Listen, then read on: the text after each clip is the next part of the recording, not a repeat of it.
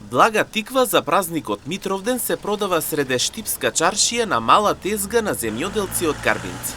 Скромно, без надпис, без врева, само неколку гајби со долги жолтеникави тикви, со форма на банана што веднаш го привлекуваат окото.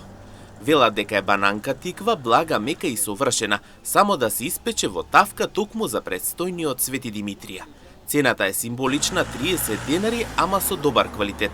Луѓето запираат, прашуваат, се насмевнуваат, ама некако денес тешко купуваат. Соговорникот за нашата телевизија од таму, кој скромно продаваше со раци испукани од работа.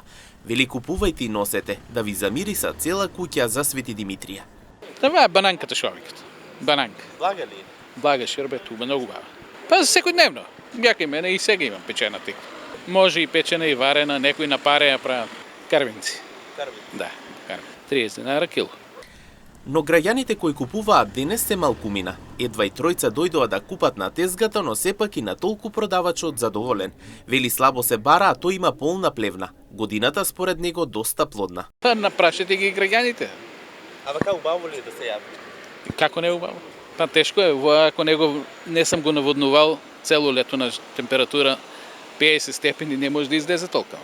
Инаку тиквата според лекарите покрај што од една страна е вкусен и добар десерт, од друга страна е и здрава, полезна за човековото тело, а граѓаните ја подготвуваат многу лесно и едноставно, или варена или печена со додаток малку ванила.